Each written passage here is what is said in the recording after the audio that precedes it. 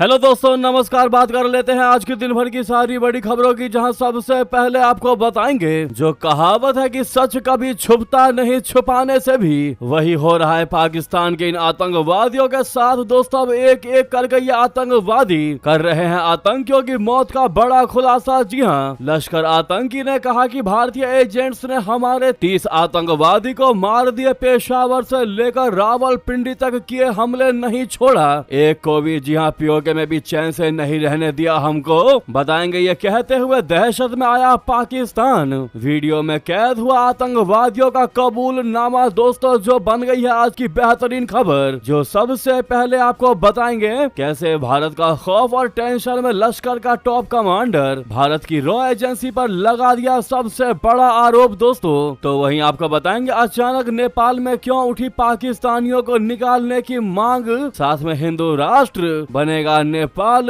लोगों ने कर दी बड़ी डिमांड। दोस्तों, कहा पाकिस्तानी घुसपैठियों को निकालो बाहर और नेपाल को बनाओ हिंदू राष्ट्र। ये कहते हुए सड़कों पर उतरे लोग। बताएंगे अचानक ऐसा कैसे हुआ। दोस्तों, पाकिस्तानी घुसपैठियों को धक्के मारकर निकालने की बात क्यों कही जा रही है, तो वहीं आखिर ऐसा क्या हुआ कि FCRA बिल पर भड़के दुनिया के ईसाई संगठन क्यों कहने लगे कि भारत में ईसाइयों का मुस्लिमों की तरह उत्पीड़न करने की है तैयारी। ऐसा क्या लगा इनको, क्या है इससे जुड़ी अपडेट। दोस्तों, वहीं दिल्ली आने से पहले बांग्लादेश के प्रधानमंत्री तारिक रहमान ने चला बड़ा दाव। भारत को दे दी बहुत अच्छी खबर। वहीं आपको बताएंगे कैसे केजरीवाल के मंसूबों पर फेर दिया दिल्ली पुलिस ने पानी। पीएम मोदी के आवास तक करना चाहते थे मार्च। E20 के खिलाफ प्रदर्शन की नहीं मिली मंजूरी। दोस्तों, क्या है जानकारी इससे जुड़ी। वहीं बिहार की बांकीपुर दतिया उपचुनाव में हार पर आया बीजेपी चीफ नितिन नवीन का पहला रिएक्शन। वहीं बांकीपुर में पीके की जीत के 5 बड़े मायने आपको बताएंगे आखिर ऐसा क्यों हुआ।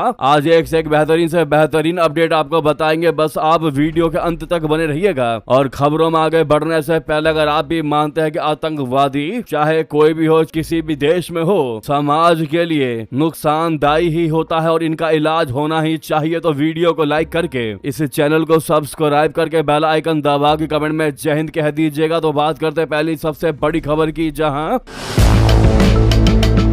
पाकिस्तान में अज्ञात बंदूकधारियों के हमलों में कई शीर्ष आतंकवादियों के मारे जाने से लश्कर तैयबा जो है वो खौफ में है, डर में है। उसके एक टॉप कमांडर रिजवान हनीफ ने सरेआम कबूला है कि पिछले 3 से 4 सालों में 30 से भी ज्यादा आतंकवादी मारे गए हैं। जी हाँ, इससे पाकिस्तान में छिपे आतंकवादियों में अज्ञात हमलावरों को लेकर खौफ के रूप में देखा जा रहा है। इन आतंकवादियों का आरोप है कि अज्ञात हमलावर भारतीय खुफिया agency research and analysis wing यानी रॉ के एजेंट है। जी हाँ, रिजवान हनीफ एक अज्ञात आतंकी के मारे जाने के बाद एक कार्यक्रम को संबोधित करते हुए कहता है कि हिंदुस्तान की खुफिया एजेंसी ने उसको यहाँ आजाद कश्मीर यानी पाकिस्तान अधिकृत कश्मीर के अंदर अमन और चैन से नहीं रहने दिया। अपने जर खरीद एजेंटों यानी पैसों से खरीदे गए एजेंट के जरिए उसे यहाँ शहीद किया गया। ये पहला वाकया नहीं है। पिछले 3 से 4 सालों के अंदर 30 से भी ज्यादा वाकयात हो चुके हैं जब हमारे भाइयों आतंकवादियों को शहीद किया गया। किसी को पेशावर में, किसी को कराची में, किसी को पिंडी में, तो किसी को रावलाकोट में। दोस्तों, पाकिस्तान में रह रहे आतंकवादियों पर अज्ञात बंदूकधारियों के हमले जारी हैं। ये बंदूकधारी छिपे हुए आतंकवादियों समेत ऐसे लोगों को निशाना बना रहे हैं जो भारत में मोस्ट वांटेड है या फिर किसी न किसी आतंकवादी घटनाओं में शामिल रहे हैं। इसमें लश्कर तैयबा, जैश ए मोहम्मद से लेकर बब्बर खालसा इंटरनेशनल के आतंकवादी गुट तक शामिल हैं। चौंकने वाली बात तो दोस्तों ये है कि ऐसा पहली बार हुआ है जब लश्कर तैयबा से जुड़े किसी आतंकी ने सार्वजनिक रूप से लश्कर तैयबा आतंकी संगठन के इतने बड़े नुकसान की बात कबूली हो। जी हाँ, भारतीय सुरक्षा एजेंसियों ने इस वीडियो की तस्दीक कर दी है। ये वीडियो असली है और इसमें दिखे शख्स लश्कर का बहुत बड़ा आतंकी और भारत का मोस्ट वांटेड है। दोस्तों, हनीफ तो वायरल वीडियो में आरोप लगा रहा है कि भारतीय एजेंसियों ने ये टारगेट किलिंग करवाई है। हालांकि भारत हमेशा इससे इनकार करता बताया है। वैसे वायरल वीडियो में रिजवान हनीफ हिंदू धर्म के खिलाफ भी आपत्तिजनक और नफरत फैलाने वाली भाषा का इस्तेमाल करता सुनाई देता है। इससे यह भी साफ होता है कि आतंकी संगठन किस तरह धार्मिक भावनाओं का इस्तेमाल कर नफरत फैलाने और लोगों को कट्टरपंथ की ओर धकेलने का प्रयास करते हैं। तो यह है जानकारी दोस्तों, जहां पर दहशत में दिखाई दे रही है पाकिस्तान में मौजूद आतंकवादी, जो अपने 30 से भी ज्यादा भाइयों के मारे जाने के बाद खुलेआम अब इनकी मौत की बात कबूल रहा है, क्योंकि भारत तो पहले ही कह चुका था कि हमने इतने आतंकवादियों को मार गिराया है, या फिर हर बार अटैक में ये आतंकवादी मारे गए हैं, या फिर जो आतंकवादी भारत की तरफ से नहीं भी मारे गए, जिस पर भारत ने कोई कमेंट नहीं किया, उन आतंकवादियों की मौत के पीछे RAW रॉ एजेंसी का हाथ बता दिया पाकिस्तान ने। और अब ये कहते हुए बड़ा खुलासा कर दिया है खुद लश्कर के टॉप कमांडर ने। क्या है इस मुद्दे पर आपकी निजी राय दोस्तों, अवश्य कमेंट करके बताइएगा। ये वीडियो उन सभी को शेयर कर दीजिएगा जो भारत की बात को सही नहीं मानते या फिर भारत द्वारा दी गई रिपोर्ट को गलत बताते हैं। साथ में इस कबूलनामे पर आपकी क्या निजी राय है दोस्तों, जरूर कमेंट कीजिएगा। रिक्वेस्ट है, सामने लाइक का बटन अभी तक लाइक नहीं किया इस वीडियो को, तो इस लाइक के बटन को अवश्य प्रेस कर दीजिएगा दोस्तों। वहीं आपको बता दें सबसे बड़ी खबर, नेपालियों की बहुत बड़ी मांग, पाकिस्तानी घुसपैठियों को निकालो देश से बाहर और घोषित करो हिंदू राष्ट्र। जी हां, सड़कों पर यह कहते हुए उतरे लोग। बता दें, नेपाल को हिंदू राष्ट्र घोषित करने की बड़ी मांग तेज हो गई है। यह मुद्दा केवल संगठनों और प्रदर्शनों तक ही सीमित नहीं रह गया है, बल्कि आम लोग अपने जनप्रतिनिधियों से भी सीधे जवाब मांग रहे हैं। प्रभावित क्षेत्रों में सांसदों का घेराव कर उनसे हिंदू समुदाय की सुरक्षा और अधिकारों के पक्ष में खुलकर बोलने की मांग की जा रही है। सिरहा जिले में राष्ट्रीय स्वतंत्र पार्टी के सांसद बबलू गुप्ता को लोगों के भारी विरोध का सामना करना पड़ा। विरोध कर रहे लोगों का कहना था कि उन्होंने परिवर्तन और नेपाल को पुनः हिंदू राष्ट्र बनाने की उम्मीद के साथ अपने जनप्रतिनिधियों का समर्थन किया था, लेकिन अब उनकी अपेक्षाओं की अनदेखी की जा रही है। नेपाल में 26 जुलाई की रात से शुरू हुई हिंसा की आंच अब मंद पड़ चुकी है। कई जिलों में बने तनाव के हालात अब काबू में है। हालांकि दोस्तों, इस घटना के बाद अब हिंदूवादी संगठनों ने सरकार को 15 सूत्री मांग पत्र सौंपते हुए नेपाल को पुनः हिंदू राष्ट्र घोषित करने के लिए संसद में प्रस्ताव लाने समेत कई बड़े फैसले लेने की मांग कर डाली है। हालांकि दोस्तों, इस बात पर क्या है नेपाल के प्रधानमंत्री बालेंद्र शाह का ओपिनियन, तो आपको बता दें। पीएम बालेंद्र शाह का कहना है कि हिंदू राष्ट्र की बहाली के साथ राजशाही का मुद्दा भी जुड़ता है। ऐसे में वर्तमान परिस्थितियों को ध्यान में रखते हुए ऐसा कोई भी फैसला लेना उचित नहीं होगा। उन्होंने कहा कि सरकार फेडरल व्यवस्था के लिए प्रतिबद्ध है और मजबूती से इसका पालन करेगी। उनका कहना है कि हिंदू राष्ट्र घोषित कर देने से संघीय व्यवस्था कमजोर हो जाएंगी। दोस्तों, अब आपका क्या कहना है नेपाल को हिंदू राष्ट्र घोषित करने को लेकर? आप क्या कहना चाहेंगे? जो भी इस वीडियो को देख रहे हैं कमेंट करके बताइएगा। क्या नेपाल को पूर्णतः हिंदू राष्ट्र घोषित किया जाना चाहिए, या फिर बालेंद्र शाह सरकार ने या खुद बालेंद्र शाह ने जो बातें कही है वो सही है या गलत? अपने POVs यानी कि पॉइंट ऑफ व्यू के हिसाब से बताइएगा दोस्तों, आंसर दीजिएगा कमेंट में। इतना ही नहीं, वहीं आपको बता दें एक और जानकारी सामने आ रही है भारत नेपाल संबंधों को लेकर, जहां भारत नेपाल संबंधों में फिर एक बार तनाव की जानकारी। नेपालियों ने भारतीय जवानों पर लगा दिया बांध तोड़ने का गंभीर और संगीन आरोप। दोस्तों, बता दें, नेपाल के नवलपरासी वेस्ट में भारतीय जवानों पर सीमा में घुसकर एक अस्थायी बांध यानी टेम्परेरी डैम तोड़ने का आरोप लगा है। इस कारण भारत नेपाल सीमा पर तनाव फिर बढ़ गया है। दावा किया जा रहा है कि अस्थायी बांध स्थानीय लोगों ने अपने गाँव को नारायणी नदी की बाढ़ से बचाने के लिए बनाया था। रिपोर्ट में ये भी कहा गया है कि इस घटना के वक्त स्थानीय नेपाली लोगों की भारतीय सुरक्षा बलों के साथ टकराव भी हुआ था। काठमांडू पोस्ट की रिपोर्ट में वायरल वीडियो का हवाला दिया गया है, जिसमें नवलपरासी वेस्ट जिले के सुस्ता इलाके के निवासियों और भारतीय जवानों के बीच विवाद को दिखाया गया है। स्थानीय लोगों का आरोप है कि भारतीय जवान सादे कपड़ों में फावड़े लेकर नेपाल के इलाके में घुस आए। उन्होंने यह भी दावा किया है कि भारतीय जवान मिट्टी के बने बांध को खोद डाला। इस पर ग्रामीणों ने आपत्ति जताई है और दोनों पक्षों के बीच जमकर कहानी सुनी हुई है। रिपोर्ट में दावा किया गया है कि मौके पर नेपाली आर्म्ड फोर्स के जवान भी पहुंच गए और उन्होंने दखल देकर हालात को संभाला।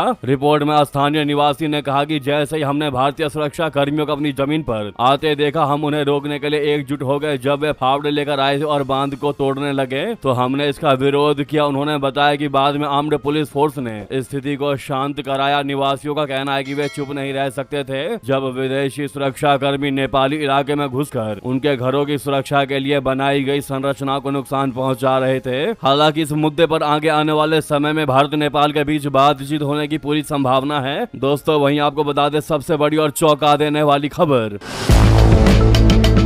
भारत में ईसाइयों का मुस्लिमों की तरह उत्पीड़न की तैयारी। जी हां, FCRA बिल पर क्यों भड़के दुनिया के ईसाई संगठन, बता दें भारत सरकार देश के अंदर विदेशी फंडिंग से जुड़े कानून में बहुत बड़े बदलाव पर विचार कर रही है। इसे लेकर संशोधन विधेयक को किसी भी दिन किसी भी समय सरकार लोकसभा में चर्चा के लिए लाकर पारित करा सकती है, जिस पर दुनिया भर के ईसाई संगठन अब तिलमिला उठे हैं। फॉरेन कंट्रीब्यूशन रेगुलेशन एक्ट यानी FCRA में संशोधन वाला ये बिल 25 मार्च को लोकसभा में पेश किया गया था, लेकिन विपक्षी दलों और सिविल सोसाइटी संगठनों के कड़े विरोध के बाद इसको टाल दिया गया था। अब इसे एक बार फिर लाने की तैयारी चल रही है। ईसाई संगठनों का आरोप है कि इससे सरकार को NGOs की संपत्तियों पर अभूतपूर्व अधिकार मिल सकते हैं। इनमें वे ईसाई संस्थाएं, अस्पताल, स्कूल और चैरिटेबल संगठन शामिल है जो विदेशी चंदे पर निर्भर हैं। दुनिया भर के ईसाई संगठनों का कहना है कि यह कानून खास तौर पर ईसाई संस्थाओं की भारत में स्वतंत्र रूप से काम करने की क्षमता को प्रभावित कर सकता है। हालांकि दोस्तों भारत सरकार का कहना है कि इस संशोधन का मकसद विदेशों से आने वाले चंदे की निगरानी रखना और फंड के दुरुपयोग को रोकना है। यह संशोधन बिल ऐसे समय में लाने की कोशिश हो रही है जब विदेशी फंडिंग वाले संगठनों की जांच पड़ताल तेज हो चुकी है। दोस्तों अमेरिका के वॉशिंगटन DC स्थित इंटरनेशनल क्रिश्चियन कंसर्न यानी ICC का आरोप है कि भारत के FCRA सिस्टम का इस्तेमाल ईसाई संगठनों के कामकाज को रोकने के लिए किया गया है। इसने कहा है कि नई ढांचे के तहत संगठनों पर FCRA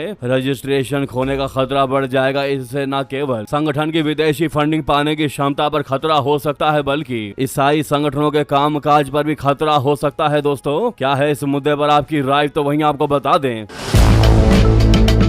गले लगाकर ट्रम्प ने भौंका छुरा, आखिर क्यों कहा ऐसा पाकिस्तान ने? पाकिस्तान मंत्री का US को लेकर चौंकाने वाला दावा। दोस्तों बता दें पाकिस्तान के सूचना एवं प्रसारण मंत्री अताउल्लाह तरार ने अमेरिका पर कई गंभीर आरोप लगा दिए हैं। उनका कहना है कि अमेरिका के जरिए पाकिस्तान के खिलाफ नफरत फैलाई जा रही है। इस दौरान उन्होंने एक शख्स को गिरफ्तार करने की भी बात कही। अताउल्लाह तरार ने सोशल मीडिया प्लेटफॉर्म X पर एक पोस्ट करके वीडियो में कहा है कि मैं सभी पाकिस्तानियों को बताना चाहता हूँ कि आज से कुछ दिनों पहले डिजिटल मार्केटिंग करने वाला एक शख्स को हमारे सुरक्षा बलों ने गिरफ्तार कर लिया है। उन्होंने कहा कि वो डिजिटल मार्केटिंग सर्विस से सोशल मीडिया पर प्रोवाइड कराने वाले शख्स सीधे तौर पर अमेरिका से जुड़ा था। पाकिस्तानी मंत्री ने बताया कि आरोपी जो पेमेंट किया जा रहा था, जब उसकी जांच पड़ताल की गई तो सच्चाई हैरान कर देने वाली थी, क्योंकि जांच में पता चला कि आरोपी को अमेरिका से पेमेंट की जा रही थी। उन्होंने आगे बताया कि गिरफ्तारी के बाद जब से आरोपी से पूछताछ की गई तो पता चला कि बॉट फॉर्म के जरिए पाकिस्तान के खिलाफ प्रोपेगेंडा फैलाया जा रहा था। अब ऐसे में पाकिस्तान अमेरिका को लेकर भड़कता दिखाई दिया है दोस्तों, और ऐसे समय में ये भड़काऊ बयान दे रहा है जब अमेरिका और पाकिस्तान के रिश्तों में मिठास और लगातार संबंध बढ़ने की बात कही जा रही थी, जो कि अब खट्टेपन में तब्दील होती जा रही है। दोस्तों इस पर आपका क्या कहना है, तो वहीं आपको बता दें।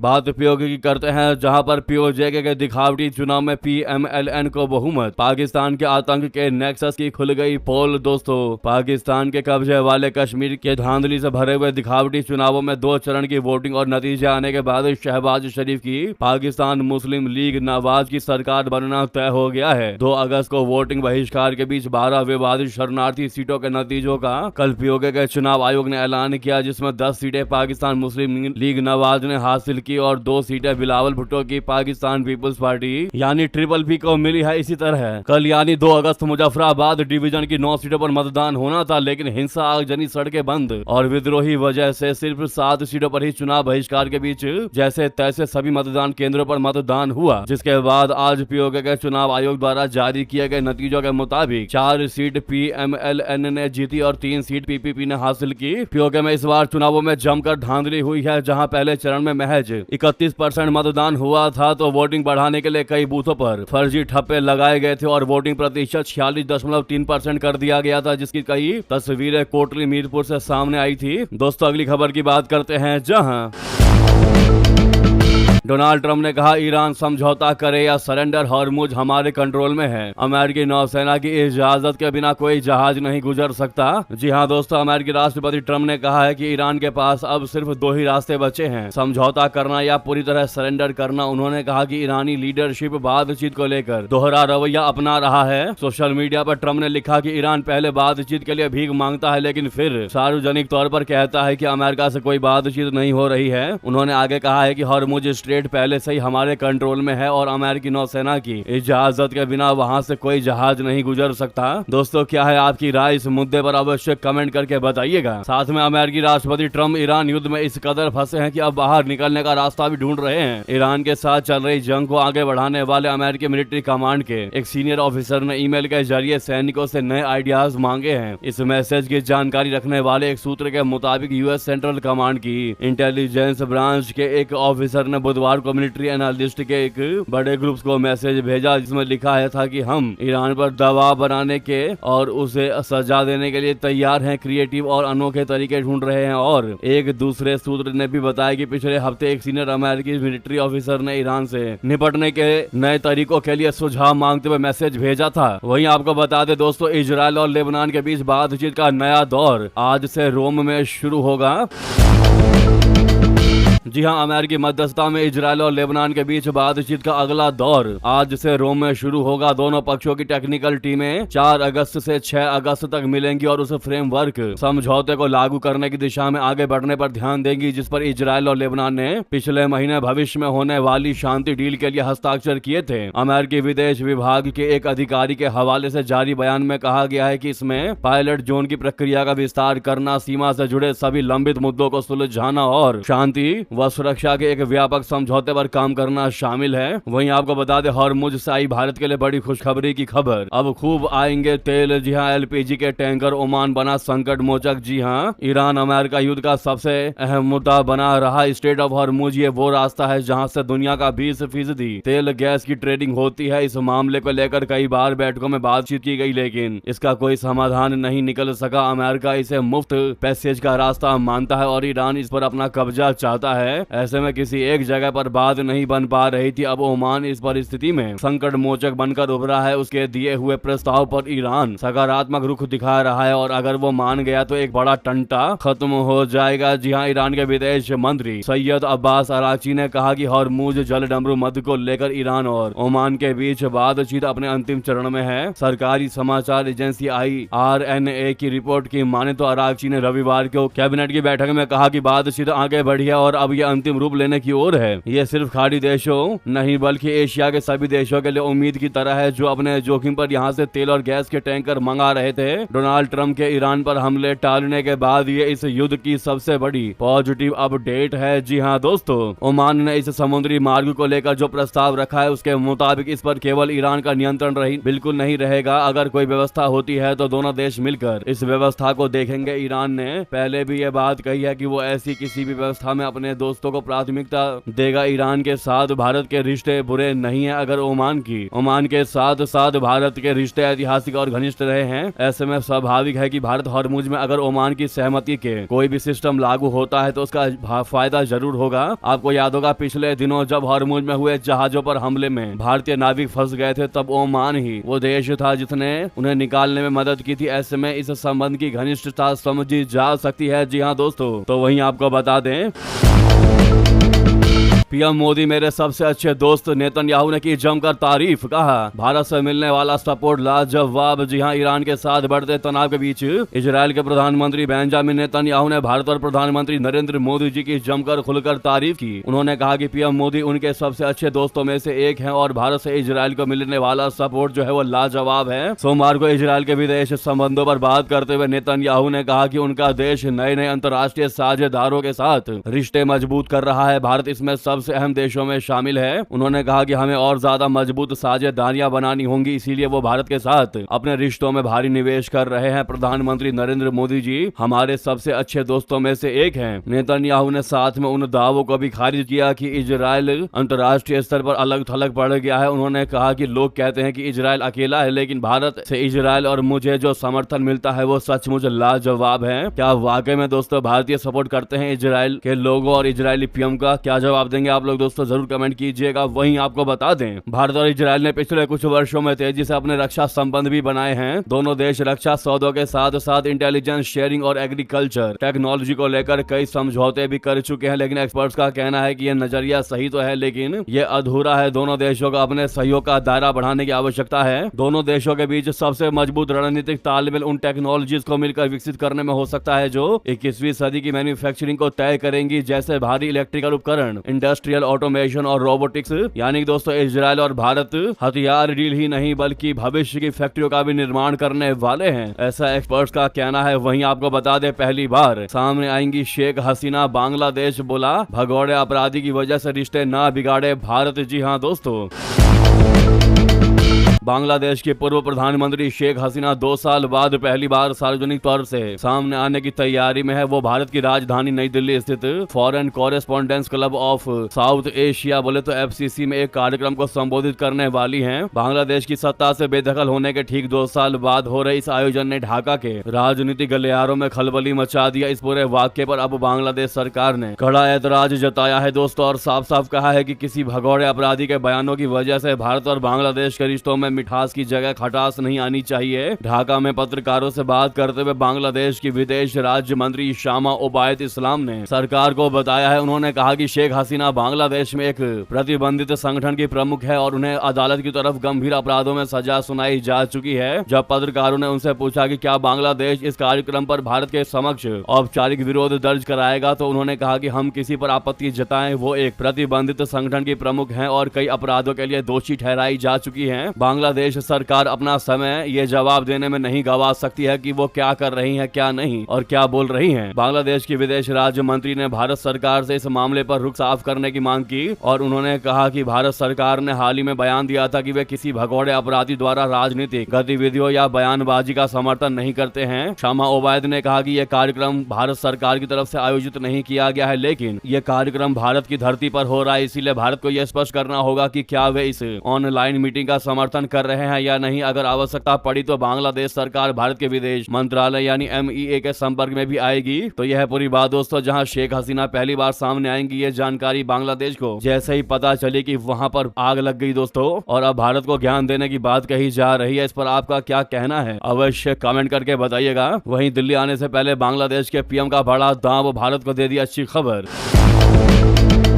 जी हाँ, बांग्लादेश के प्रधानमंत्री तारिक रहमान को प्रधानमंत्री नरेंद्र मोदी जी ने 12 और 13 सितंबर को नई दिल्ली में होने वाले ब्रिक्स शिखर सम्मेलन के आउटरीच सत्र में शामिल होने के लिए भारत आने का न्योता दिया। हालांकि तारिक रहमान अगले महीने भारत आएंगे या नहीं, इस पर अभी बांग्लादेश की ओर से कोई अंतिम फैसला नहीं लिया गया है। लेकिन इस बीच ढाका से एक ऐसा फैसला सामने आया है जिसे भारत और खासकर बांग्लादेश के हिंदू समुदाय के लिए सकारात्मक संकेत माना जा रहा है। बांग्लादेश हाईकोर्ट ने रविवार को हिंदू संत चिन्मय कृष्ण दास को उनके खिलाफ दर्ज 4 मामलों में से 2 मामलों में जमानत दे दी है, जो कि अच्छी खबर मानी जा रही है दोस्तों। वहीं आपको बता दें, देश भर में हुए छात्र प्रदर्शनों के बाद एक्शन में मोहन भागवत 2000 युवाओं के साथ करेगी सीधी बात। जी हां, हाल के दिनों में परीक्षा पेपर लीक के आरोपों को लेकर देश भर में छात्रों का बड़ा आंदोलन देखने को मिला। इस आंदोलन के राजनीतिक असर के बीच केंद्रीय शिक्षा मंत्री धर्मेंद्र प्रधान ने इस्तीफा दिया। अब इसी माहौल में राष्ट्रीय स्वयंसेवक संघ के सर संघ चालक मोहन भागवत देश भर से आए करीब 2000 किशोर छात्रों से सीधा संवाद करने जा रहे हैं। माना यह जा रहा है कि यह कार्यक्रम ऐसे समय हो रहा है जब युवाओं की भूमिका और उनकी आवाज राष्ट्रीय बहस का अहम हिस्सा बन चुकी है। वहीं आपको बता दें, PM मोदी के आवास तक मार्च करना चाहते थे केजरीवाल। E20 के खिलाफ प्रदर्शन की नहीं मिली मंजूरी। अरविंद केजरीवाल के E20 ईंधन के खिलाफ ज्ञापन सौंपने के लिए 4 अगस्त को प्रधानमंत्री नरेंद्र मोदी जी के आवास तक प्रस्तावित मार्च की अनुमति नहीं दी जाएगी। पुलिस सूत्रों ने सोमवार को यह बड़ी जानकारी दी। केजरीवाल के इन सारे मंसूबों पर पानी फेरती दिखाई दी है सरकार दोस्तों। E20 पर मोदी सरकार को ऐसे ही नहीं घेरने वाले थे केजरीवाल। 2,33,000 लोगों की याचिका लेकर PM आवास जाने वाले थे। तो वहीं आपको बता दें, बिहार की बांकीपुर समेत 3 सीटों पर हुए उपचुनाव के नतीजे सामने आ चुके हैं। दतिया में कांग्रेस ने जीत हासिल की तो बांकीपुर में प्रशांत किशोर ने बीजेपी का 30 साल का रिकॉर्ड तोड़ दिया। हालांकि भाजपा गुजरात की मांजलपुर सीट बचाने में कामयाब रही। उपचुनाव परिणाम पर बीजेपी अध्यक्ष नितिन नवीन की पहली प्रतिक्रिया भी सामने आई। सोशल मीडिया एक्स पर पोस्ट में उन्होंने लिखा कि आज 3 विधानसभा उपचुनाव में आए जनादेश को हम स्वीकार करते हैं। बांकीपुर और दतिया में हमें अपेक्षित जनादेश प्राप्त नहीं हुआ। हम इन दोनों क्षेत्रों के चुनाव परिणामों का पूरी गंभीरता से आत्म मंथन करेंगे और नई ऊर्जा और संकल्प के साथ जनता के बीच जाकर उनके विश्वास को और अधिक मजबूत करने के लिए निरंतर कार्य करते रहेंगे। नितिन नवीन का आप ये ट्वीट भी देख पा रहे होंगे। दोस्तों क्या लगता है आपको, बांकीपुर दतिया उपचुनाव में क्यों हारी होगी बीजेपी? क्या होंगे इसके रूट कॉजेज? जरूर कमेंट करके बताएगा। आपको क्या लगता है दोस्तों, अपनी राय दीजिएगा, हम आपके कमेंट्स को पढ़ेंगे। इसीलिए साथ में वीडियो को जहां पर भी आपका ग्रुप हो, व्हाट्सएप, फेसबुक, एक्स पर शेयर करना मत भूलिएगा। लगे हाथ तो वीडियो को लाइक करके, चैनल को सब्सक्राइब करके, बेल आइकन दबा के कमेंट में जय हिंद कह दीजिएगा। तो मिलते हैं आप अगली बड़ी खबर में। यहाँ तक बने रहने के लिए आप सभी का बहुत बहुत धन्यवाद, बहुत बहुत आभार। जय हिंद, जय भारत।